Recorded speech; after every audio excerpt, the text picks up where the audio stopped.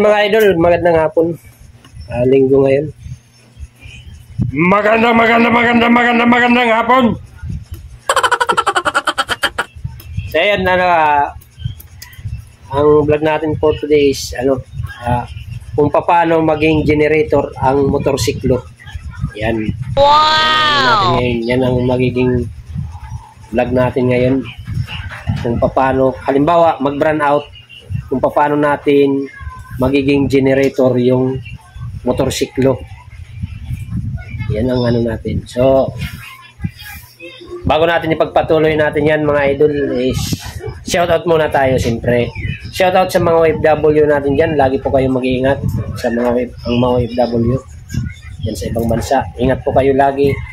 So, huwag kayong masyadong kampante sa lahat ng mga gagawin. Siyempre, dahil para sa pamilya niyo yan. At saka kahit hindi ka man OFW, siyempre ingat po lagi. Saan man tayo naroon, ingat po tayo lagi. Dahil ngayon ay tag-ulan na.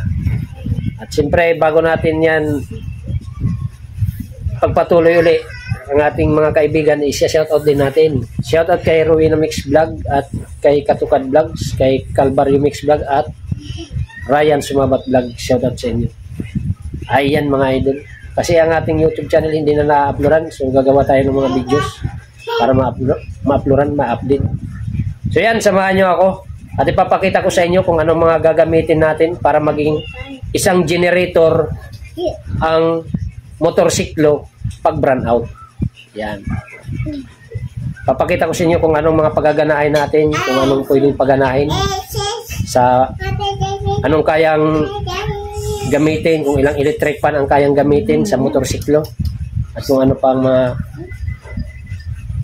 ilalagay. So yun, samahan nyo ko mga idol. A few moments later. So yan mga idol, ito na, papakita ko na kung anong gagawin para maging generator ang isang motor. Pagka halimbawa nagkaroon kayo ng brand out, pwede magamit, magkaroon ng ilaw, electric fan, pwede kayo maglagay ng electric fan.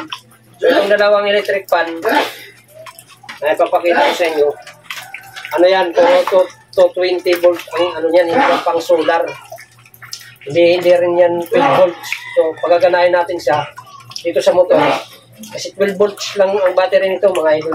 So papakita ko sa inyo kung anong mga gagamitin natin dyan para maging isang generator ang motorsiklo nyo.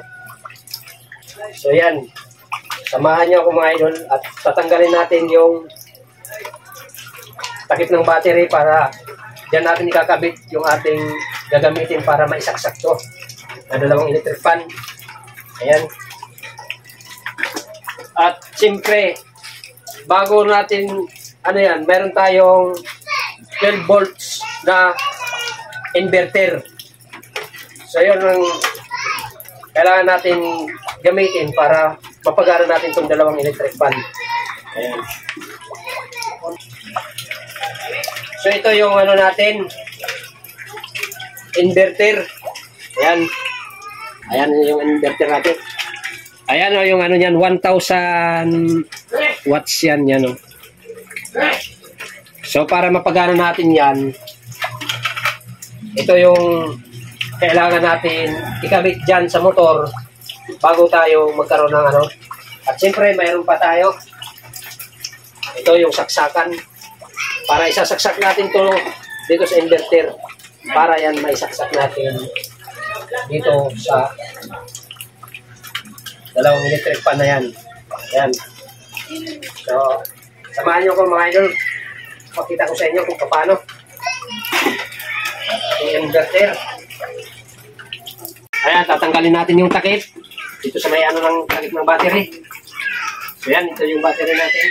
Ito yung battery natin, 12 volts pang motor. Ayan, maliit lang yan. Ayan.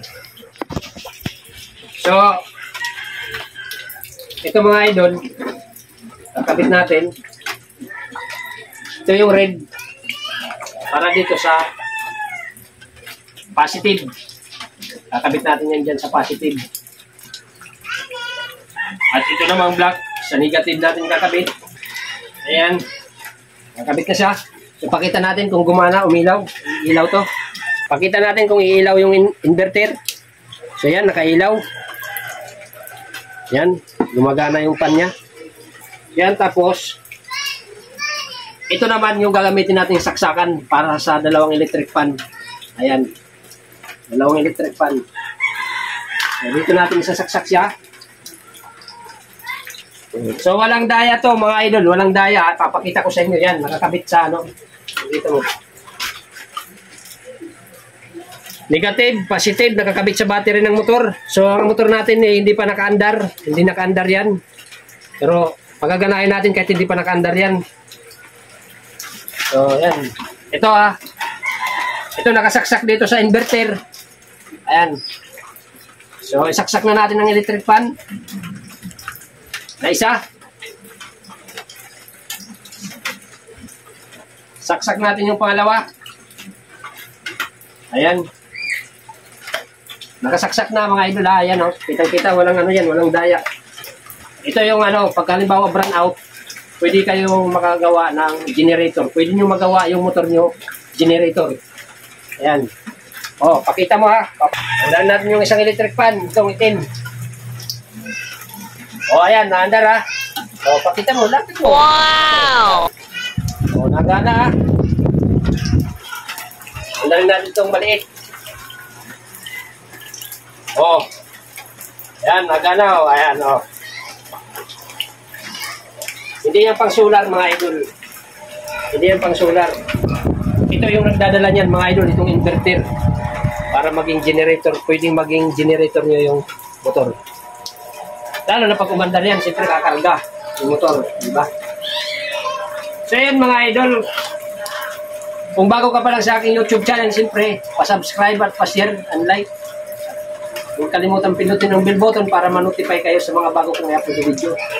So kung may natutunan kayo dito sa video ko, paki-subscribe lang mga idol. Yan, nakikita nyo ha, gumagana yan. Oh. Walang daya yan, ito, pakita mo, tutok mo, pakita mo, ayan, oh. Walang daya yan, ito, nakakabit sa battery ng motor. Ayan, nailaw, ayan, oh. Nakasaksak. Oh. Walang kuryente yan, walang ibang ano yan, walang kuryente na ano yan, dito galing lang sa motor yan, mga idol. So yan, mga idol, hanggang dito na lang, dito ko tatapusin ang ating video, at kung may natutunan kayo, alam nyo na, pa-share and subscribe na lang. At siyempre, pa-support naman ang ating YouTube channel. Kasi gusto natin ano. At may mga matututunan pa kayo sa susunod ng mga upload, mga tutorial. Maraming salamat. Thank you sa lahat. God bless all.